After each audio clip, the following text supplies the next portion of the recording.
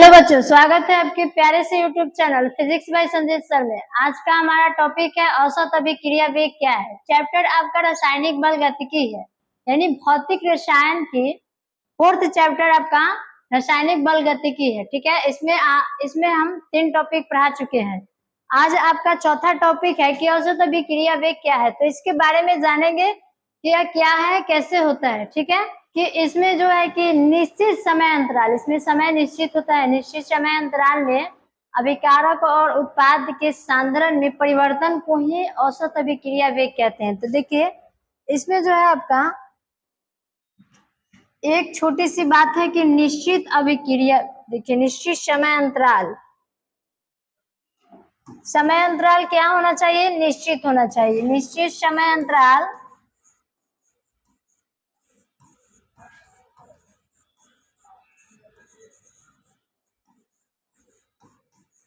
देखिए, निश्चित समय अंतराल में किसके बीच, उत्प्रेरक और नहीं अभिकारक और उत्पाद, क्या हो गया, निश्चित समय अंतराल में अभिकारक और उत्पाद में परिवर्तन को ही औसत अभिक्रिया वेग कहते हैं। जैसे कि देखिए, समय हो गया आपका 6 से 7, ठीक है, 6 से 7। तो इसमें 6 से 7 के बीच 1 घंटे आपका छुपा हुआ है। ठीक है, 1 घंटे। तो इसी घंटे में एक समय से दूसरे समय के बीच जो भी आपका सांद्रण में परिवर्तन होता है अभिकारक और उत्पाद के, तो उसी समय को निश्चित समय अंतराल कहते हैं और उसी को औसत अभिक्रिया वेग कहते हैं। ठीक है, जैसे देखिए आर ए बी, यहाँ पे एवरेज, ए बी को एवरेज कहते हैं और आर आपका रेट हो गया। तो average equal plus minus del C by del T हो गया। ये देखिए del C by del T हो गया। तो ये डेल सी जो है आपका यह सांद्रण है, यह सांद्रण है। और किसका सांद्रण है, तो ये अभिकारक और उत्पाद का सांद्रण है। ठीक है, ये आपका समय, तो ये समय आपका निश्चित समय अंतराल हो गया। अब है आपका ताक्षणिक अभिक्रिया वेग क्या है। तो ताक्षणिक अभिक्रिया वेग के बारे में जानेंगे कि वो ताक्षणिक अभिक्रिया वेग है क्या। ताक्षणिक का मतलब होता है किसी मतलब क्षण, क्षणी का मतलब विशेष क्षण, यानी कि थोड़े क्षण के लिए। ठीक है, ताक्षणिक अभिक्रिया वेग देखिए, किसी विशेष क्षण के लिए किसी रासायनिक अभिक्रिया का जो वेग होता है उसी को ताक्षणिक अभिक्रिया वेग कहते हैं। किसी विशेष समय के लिए, विशेष क्षण के लिए किसी रासायनिक अभिक्रिया का जो वेग होता है उसी वेग को ताक्षणिक वेग कहते हैं। ठीक है, या फिर ताक्षणिक अभिक्रिया वेग कहते हैं। आय से सूचित करते हैं जिसका मान dx बाई dt के बराबर होता है। ठीक है, इसका मान जो है dx बाई dt के बराबर होता है। देखिए फिर इसका एग्जांपल है आपका कि एक काल्पनिक रासायनिक अभिक्रिया R2P के लिए।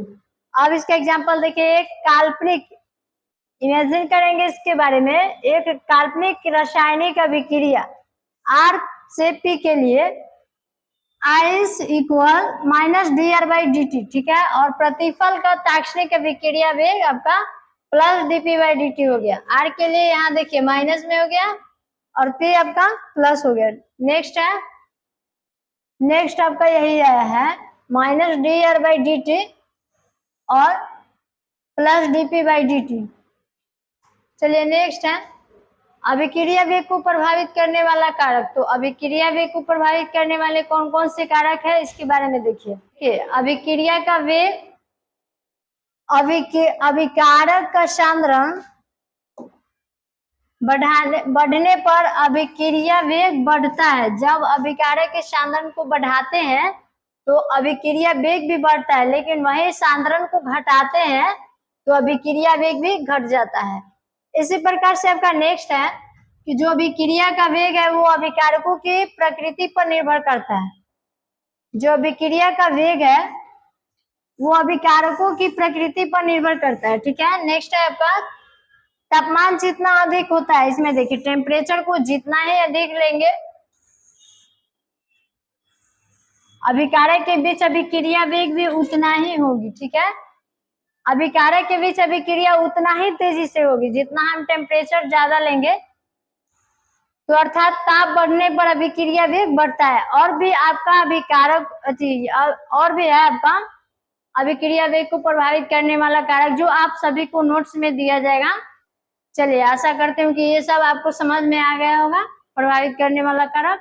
फिर नेक्स्ट देखिए, इसी प्रकार से नेक्स्ट है उत्प्रेरक। अब है कि उत्प्रेरक क्या है, तो देखिए वैसे पदार्थ जो किसी रासायनिक अभिक्रिया में अप्रत्यक्ष रूप से भाग लेकर अभिक्रिया के वेग को घटा देता है या फिर बढ़ा देता है, उसी को उत्प्रेरक कहते हैं।